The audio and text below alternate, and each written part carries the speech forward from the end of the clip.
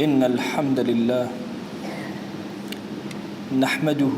ونستعينه ونستغفره ونعوذ بالله من شرور أنفسنا ومن سيئات أعمالنا من يهده الله فهو المهتد ومن يضلل فلا هادي له أشهد أن لا إله إلا الله وحده لا شريك له وأشهد أن محمدًا عبده ورسوله يا أيها الناس اتقوا ربكم الذي خلقكم من نفس واحدة وخلق منها زوجها وبث منهما رجالا كثيرا ونساء واتقوا الله الذي تساءلون به والأرحام إن الله كان عليكم رقيبا. لپاش سپاس و ستایشێکی بێهامتا بۆ کردگاری مەزن و داواکردنی درود و ڕەحمەت بۆ سەرگیانی پاکی پێشەوەی مرۆڤایەتی محەممەد صلی الله تعالى عليه وسلم. وشەیەک هەیە لە زمانی عەرەبیە پێی ئەوترێ ئەلئیتقان. لە زمانی کوردیە چۆن تەرجەمە ئەکرێ لە فەرهەنگی شیرینی نوێ ئەفەرمێ وشەی ئیتقان ماناکەی بریتیە لە پوختی، بریتیە لە بێخەوشی، بریتیە لە کارکردن بە باشی و پوختی و وردەکاری. ئەمە ئەکاتە وشەی ئیتقان، واتە هەر کارێکت کرد کارێکی بێخەوش بێ، زۆر بە جوانی جێبەجێت کرد بێ، هەموو سوچەکانی کارەکەت ئاگا لێ بێ، زۆر بە باشی ئەنجامەدا بێ. خوا جەلە جەلالوه بە عەزەمەت و گەورەی خۆی یەکێک لە سیفەتە زۆر بەرزەکانی بریتیە لە ئیتقان. ئەفەرمێ صنع الله الذي أتقن كل شيء. هەموو ئەمەی کە لە گەردوونە ئەیبینی ئەمە صنعەتی خوایە کە زۆر بە وردی بە بێخەوشی رب العالمین خەڵقی کردو و دروستی کردو و صنعەتی کردو. ئەگەر ئینسانی موسڵمان چاوەکانی کاتەوە و سیرکە لە گەردوونە لە نەفسی خۆیە لە دەوروبەرە ئیتقانی رب العالمین و بەهێزی صنعی ئەو ئەبینێ، خەلەلێک نابینیتەوە. ئەم هەموو مرۆڤەی دروست کردو وەکو یەک، هەمویان ئەو پەڕی ئیتقانیان تیا جێبەجێ کراوە. ئەم هەموو ڕەگ و دەمارە بەناو مرۆڤە تێپەڕ ئەبێ بەو پەڕی ئیتقانەوە بێ تێکەڵبوون. ئەم هەموو هەسارەی گەردوون سەر ئەکەن بە یەکەویێن و ئەڕۆن بە ئیتقانێکیوە و بە نظامێکی وا دروستی کردوون، لێکترازانە ڕوونادا. واللهی ئینسان لە بەردەم گوڵێکا کە ئەوەستێت صنعەتی خوا و ئیتقانی خوا و گەورەی خوای بۆ دەرئەکەوێ، تەبارەک الله، دڵی هاواری تەبارەک الله ئەکا، دڵی هاواری سبحان الله ئەکا. سبحان الله یعنی پاک و بێگەردی بۆ خوا جەلە جەلالوه. هەموو ئەوەی کە لە گەردوونە ئەیبینی شەو ڕۆژێک کە بەسەر یەکایەت ئەو پەڕی ئیتقان ئەبینی. جارێک نابینی شەو تۆزە تەخیر بێت و ڕۆژ کەمێک پێشکەوێت و هەمووی بە نظامێکی زۆر سیر ئەڕوا. ئەگەر ئەتەوێت لە صنعی خوا تێ بگەی، تەنها سەیری کاروباری هەنگێک بکە بزانە چی ئەکات و چۆن خۆی مانوو ئەکا. کێ هەنگێکی بینی بخەوێ لەسەر کارەکەی بوەستێ، بە چه شێوازێ هەنگوینەکەی هەڵ ئەگرێت، چۆن مەختومی ئەکا و ختمی لێ ئەدات و ناهێڵێ بڕژێ، چۆن شانەیەک بەم لاریە چۆن تێی کرد، بە چه ئیتقانێک چۆن ڕێکی خست. هەموو ئەمانە ئەبینە رب العالمینە کە ئەم هەنگەی دروست کردووە ئەبێ خۆی چه سانعێکی گەورە و خۆی چه ئیتقانێکی گەورەی جێبەجێ کرده بێت. ئیحسان لە کردەوە علەما فەرمون ئیحسان سێ بەشە. بەشێکی لەگەڵ خوایە، ئیحسان واتە خودابینی. ئەگەر بمانەوێت تەرجەمەیەکی ئیسلامی بکەین ئەیکەین بە خودابینی.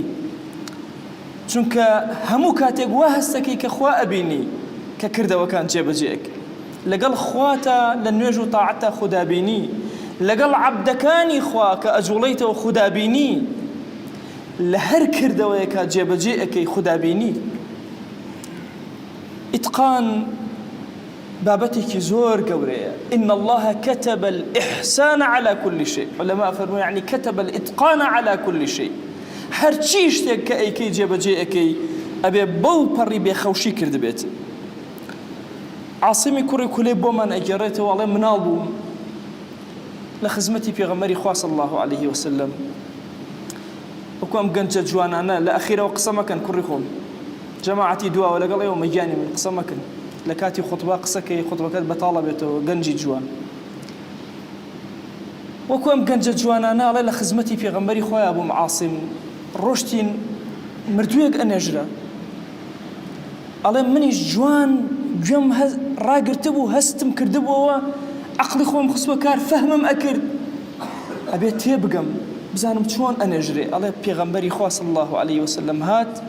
سێری ناو گۆڕەکەی کرد فەرمووی جارێ مردووەکە ڕاگرن ئەو سوچەی لارە ڕێکی کەنەوە لەحدەکەی چاکەن سەو لەحدە هذا ڕێکی بکەن ڕێک جوان. ئەسحاب سەریان سوڕما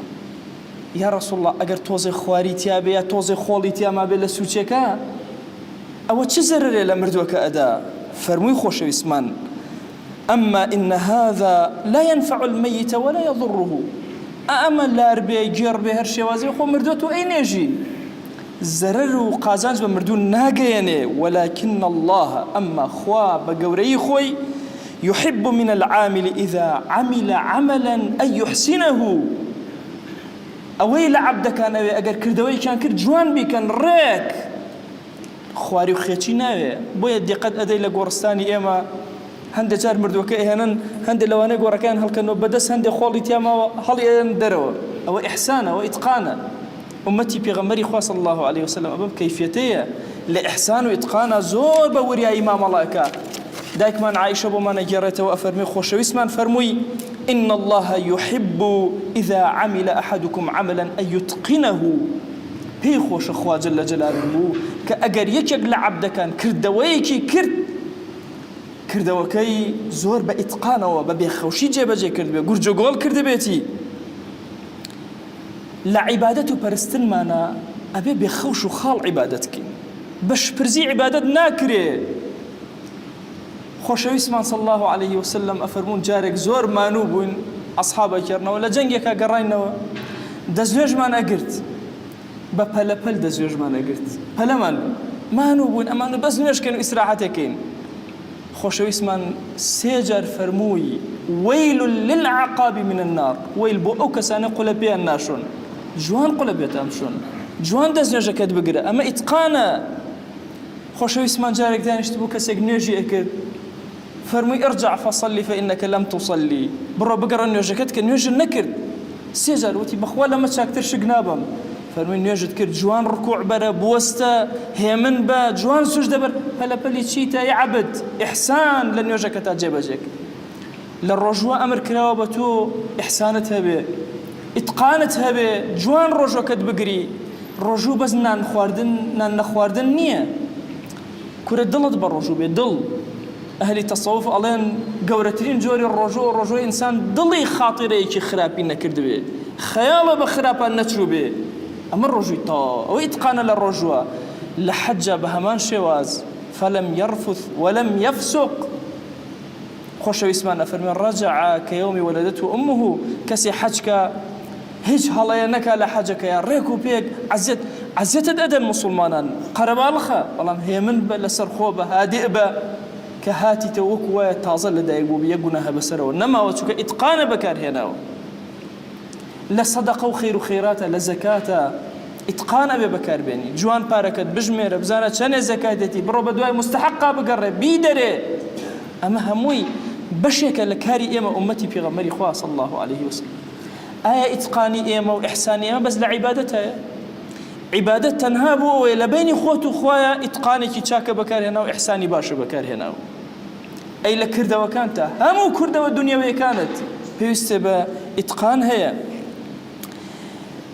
حتى قرآن أخواني قرآن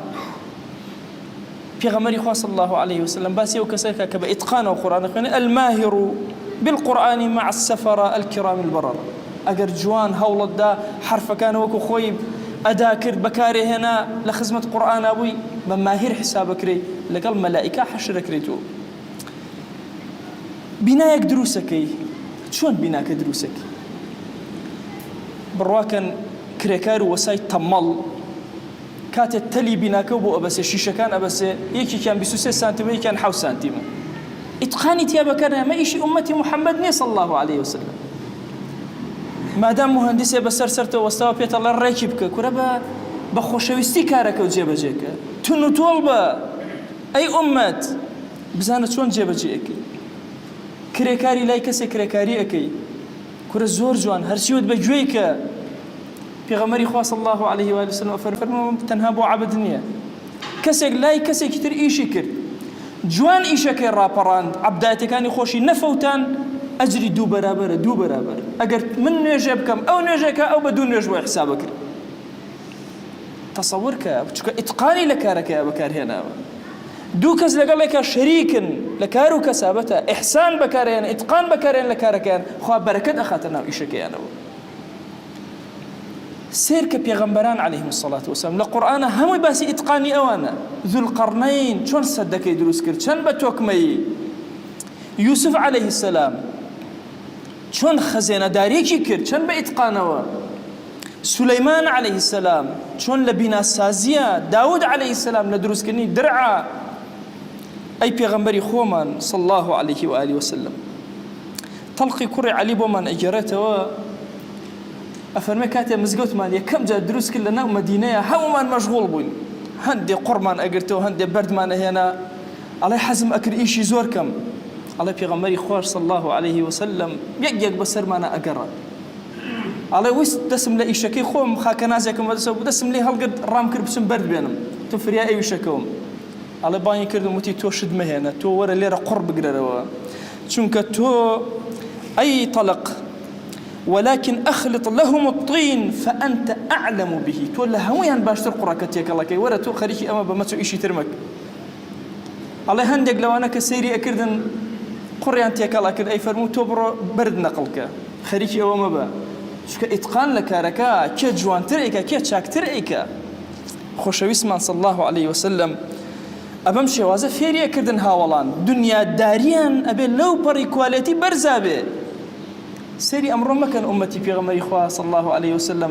خوش ما شتي زور مهم بيالين الله يابانا شكل لو إتقان بكر هاتوا لا إما إتقانني أقري لبازارة والله نمشت كردية صدخة ملية بخوا برواناكم نجاحت بيني توزا ما سكر الدنيا وليه تويك توزا تماتيك ريالان كردية الدنيا وليه تويك كرة أمتي في غمري خواه صلى الله عليه وسلم دنيا داريان وانية عبد الملك كري مروان كري حكم كويستي دراوي إسلامي ليه بدا بوشي دراوي إسلامي ليه دا شون ليه دا كومالا يا سايدانا أبو أبي جيب كريه لكاروباري تجارته يكي لملكة كان الرومبوينارد تيقر أو ياسانا جيباجيكي هرشي دراوة جوينيكي لسر أنو سنب محمد صلى الله عليه وسلم بهمو جيهانا بلاو بيتو عبد الملك كومال الزانايكو كردوا لقال خالد كوري يزيد كوري مروانة وتي ورن شهر سري بدوزينو عالم إسلامي أو نابي أمتي في غمري خواه صلى الله عليه وسلم اقتصادي بدس كسي كتروا بي برياري أنداز كي إسلامي ليبدا أندازي كان دانا بوسكا لهم دولة إسلامية قل هو الله أحد أنوسن بسر سكوا لهند الديوي سكا كان أسب سواركي لسربو صورتي أسب سواركي كرد معاوية رضا ورحمة خواه ليبي أبي السنجكي أمن بي أجر بحال كمو زيادية كبه ببي أو كمو زيادية دارتان لأدري أي أو كسانك أم درا ودروسكن خالد أي بيوا لنوع عراقة دكسي بيوا ده شريكة يكيك حبي بتشو كمي هو وتي هريك يعني بو يك حب صداري لبن بو جاري كتير فير نبي زيادة وكمي بكا لسعره وعلماء أمة برياري عندها كحرامة هر كسك معاملك بدراوي مسيحية يكسر انهيار اقتصادي لنا مسيحية الرويدة هیچ فارەیەکی نەخوار مەجبور پارەی ئیسلامی چۆناو ئەوانەوە ئەوە بیان بەردایەوە بیان هێنایەتەوە بۆی کاڵایەکی ئیسلامی بکڕن ئەمە عەقڵی ئومەتی پێغەمبەری خۆیان صلی الله عليه وسلم ئەمە عەقڵی اقتصادی گەورەیە ئەبێ ئێمە بزانین چی بکەین هەتا ئێستا تەسەور کە ئێمە پێڵاوی مزگەوتێکمان پێ ڕێک نابێت ڕیزی سەفێکمان پێ ڕێک نابێتەوە کورە ئومەتی پێغەمبەری خوا صلی الله عليه وسلم ئێمە ئومەتی دنیادارین تەنها ئەوە نیە نوێژێ بکەیت و تەواو بەخوا چۆن نوێژە تۆکمەیە دنیا و ئەبێ ئاوا تۆکمە بێ ئەبێ خیانەت نەبێ ئەبێ تند و تۆڵ بین لەگەڵ یەکترا بەهێز بین ئێمە ئەمڕۆ لە جەنگی جیهانگیری گەورەیە لە جەنگێکی زۆر گەورەن چی جوانیمان هەیە کافر و بێدین ئێوە بیبە بیشێوێنێ لە بەرامبەرە چی خراپەیە لەناو تۆ ئەی نێژێ ئێمە چاکەی زۆرمەوە لەناو ئەم میلەتە و بۆنی ئیسلام لە زۆر شوێنەکە ئەکەین سیارەکان لە دەرەوەدا ئەندێن سوپاسی خۆ ئەکەین کەس دەستی بۆ نابە کۆمەڵە میوانم هاتبوون ئەیان و چۆن ئەوە کەلوپە لەناو باخا بەجێ هێڵن و کەسیش دەستی بۆ نابە خۆ لای ئێمە بێ دەنگی نامێنێ ئەی حرەسێ ئەی شتێک ڕەب العالەمین حرەسی ئەم خەڵکەیە هێشتا ڕۆحی خواناسی لەناو ئەم میلەتە زۆر ماوە بەڵام ئەبێ ئیتقانمان هەبێت لە دنیاداریمانە نابێ شپرز و شێواو بین تۆ تەڵەبەی معقولە کاتەکانە بەخەوە بەریتە سەر آخر تخوا کاسبی معقولە سەعات 9 دەرگای دوکانەکەیتەوە بشڵێ ئومەتی پێغەمبەری خوام صلی الله عليه وسلم نیوەڕۆیان دایخە بەیانیان درەنگ بیکەرەوە ئێوارە زوو دایخە ئەی کەی کاسبی ئەەکەی ئەی بەرەکەتی بەیانیانێک کووە کرێکاری جوان کرێکاری بکە بە ئیتقانەوە جێبەجێیکە هەر کاسبێک ئەەکەی زۆر جوان بە ئیتقانەوە جێبەجێیکە معقولە ئەگەر ئێستا ئێمە بمانەوە جادەیە بکەین و هیچ خیانەتی تیا نەکرێ بڵێن وەڵا بە کۆریەکان بێنین جادەیەکمان بۆ بکەن یا قوتابخانەیەکمان بۆ بکەن ئەی ئومەتەکەی خۆشەویستمان صلی الله عليه وسلم ئەی خۆمان طبعا ئەمە بە تەختی دەستی کافر وردە وردە ئێمە وا لێ کردووە لەم توندیە شل بینەوە ئومەتی پێغەمبەری خوا صلی الله عليه وسلم ئەم هەموو خیانەت و ئەم هەموو خراپەکارەی لە کاروباری دنیایە تێبکەوێ ئێمەی ئومەت لە دنیامانە ئەو پەڕی ئیتقان و بێخەوشی بەکارێنین لە دینداریمانە بە هەمان شێواز هەموو کاتێک سەیری سونعی خوا ئەکەین جەلە جەلالوه سونعی خوا چۆن بێخەوشە ئەبێ ئومەتی خۆشەویست ئاوا بێخەوش بێ خوای گیان داوات لێ ئەەکەین لەسەر جەم گوناهەکانمان ببورە خۆیان داوات لێ ئەەکەین و لێت ئەپاڕێنەوە لە گوناهەکانمان ببورە خۆیان لە گوناهی دایک و باوکمان ببورە لە گوناهی خزم و کەس و کارمان ببورە یا ئیلاهی داوات لێ ئەەکەین لە گوناهی مردوەکانمان ببورە خوایا لە گوناهی ئومەتی پێغەمبەری خوا صلی الله عليه و آله وسلم ببورە یا ربی خوایا شیفا بۆ نەخۆشەکانمان بنێرە تایبەت ئەو نەخۆشانەی داوایان لێکردن خوا شیفایان بۆ بنێرە خوایا ئارامی بخەرە ماڵەکانمانەوە کێشە و گرفتمان لێ دوور خەرەوە یا رب العالمین تایبەت ئەوانەی کێشەیان هەیە هاواریان بۆ هێناوین یا ئیلاهی بەهانایانەوە وەرە یا ئیلاهی ئێمە زمانمان کولە لە دوعاکردنە بە زمانی پێغەمبەری خوا صلی الله عليه و آله وسلم دوعا ئەکەین یا ئیلاهی ئەو خۆشەویستەی دڵمان هەر چاکەیەکی داوا لێ کردووی ئێمەی خەتاباریش داوا لێ ئەەکەین و پێمان عەتاکە هەر چاکەیەک ئەو خۆشەویستەمان یا ئیلاهی داوای لێ کردووی پێمان عەتاکە هەر خراپەی ئەو خۆشەویستەمان پەنای پێگرتووی پەنامان بدە یا رب العالمین یا ربی خوایا سڵاوی ئەم مەجلیسەی ئێمە بگەێنە پێغەمبەری خوا صلی الله عليه و آله وسلم یا ئیلاهی تۆ خۆت ئاگات لە دڵمانە تا مەزرۆی دیداری ئەوین یا ئیلاهی بە دیداری ئەومان شادکە یا ئەکرەم الئەکرەمین خوای گیان ئەم موسڵمانانەوە عەبدانەی تۆ هاتوونەتە ئەم ماڵەی تۆ بەخوا پەروەردگارە ڕکوع نابن تەنها لە بەردەم تۆیان نەبێ ئیلاهی سوژدە نابن تەنها بۆ تۆ نەبێ بەخوا دەسی زەلیلی دوعایان بەرز ناکەنەوە تەنها بۆ تۆ نەبێ دەیا ئیلاهی هەرچی ئەیانەوە پێیان عەتاکە ادعوا الله وأنتم موقنون بالإجابة الحمد لله رب العالمين والصلاة والسلام على خير خلق الله محمد وعلى آله وأصحابه الكرام وتابعيهم بإحسان إلى يوم الدين أوصيكم عباد الله ونفسي قبلكم بتقوى الله وكثرة مخافته فإن التقوى شعار المؤمنين ودثار المتقين ووصية الله تبارك وتعالى في وفيكم وفي الخلق أجمعين وشويسكام أرو سنو ذي القعدين يا صعب يا بيري قن منه منو حاجيا قورترين الروكيلة خوايو جل جلاله إدر ونكمي سرمار ئیدەڕوە خاسرین و ڕوەکان پێی عەبدایەتی خوای وشويسما صلى الله عليه وسلم فرماو ما من أيام العمل الصالح فيها أحب إلى الله تبارك وتعالى من هذه الأيام حجر وين ياسر الزميني إنه إيروا خيرج قوري بوجع عبدايتي وعملي صالحين علماء اختلاف شاهن آية شوكي قدري قورة تريني يان إيدروا علماء فرماو بنسبة الروكي إيدروا قورة ترى بنسبة الشوكي والشوي قدري قورة ترين خوا قرآن فرماو والفجر وليال عشر علماء فرماو إي ليال عشر ما بستش إي دشونا كتير رونا شي درونا رومو كخوا جل جلاله قسم شابنا ورو حفصة أو إيمان دارا جلنوك وشويسما صلى الله عليه وسلم كان رسول الله صلى الله عليه وسلم يصوم 9 ذي الحجة وشويسما إنه روان روتي جيري نو منو حاجيانا ويش قرش كري وخاسرينو أعمالك وكردوكات شي نورونا جيبجيك صدقوا خير وخيراته ذكر أوراد نمو طاعة جماعة تنطول شني رمضان ويل تنطول كري شي درونا ويل تنطول كري خاسترين روكان إمام غزالي فرموا بعض جناه إنسان يسر كل إنسان يخوا جل جلاله عفو وجمكر إلا جدو ذي الحجين نبو أشي درونا نبو إنسان مسلمان أشم خاز ويش قرش كروه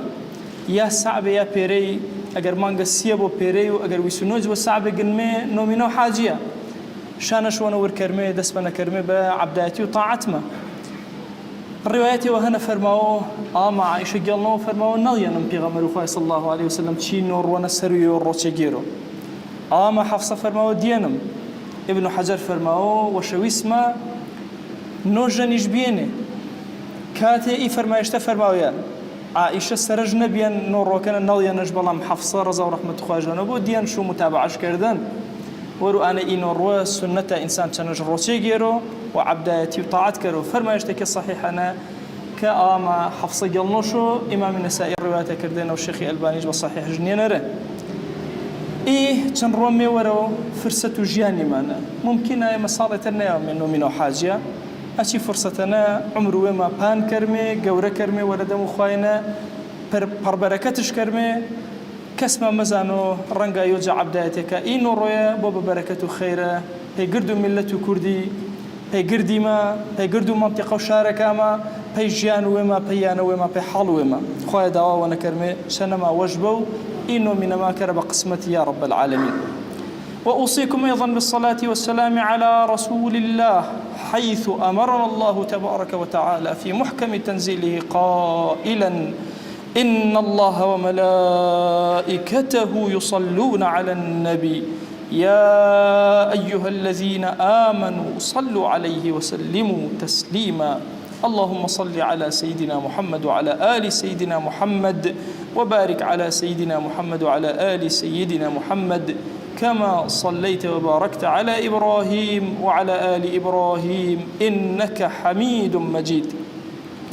اللهم اغفر للمؤمنين والمؤمنات وللمسلمين والمسلمات ولمن أنشأ هذا المكان اللهم أعز الإسلام والمسلمين وأهلك الكفرة والملحدين اللهم انصر من نصر الدين واخذل يا رب من خذل الإسلام والمسلمين اللهم آت نفوسنا تقواها فزكها أنت خير من زكاها أنت وليها ومولاها اللهم لا تدع لنا في مقامنا هذا ذنبا إلا غفرته ولا عيبا إلا سترته ولا حاجة من حوائج الدنيا إلا قضيتها ولا مريضا إلا شفيته ولا عاصيا إلا هديته ولا شابا إلا أصلحته ولا أسيرا إلا فرجته ولا مجاهدا في سبيلك إلا نصرته آمين آمين والحمد لله رب العالمين أقم الصلاة يرحمك الله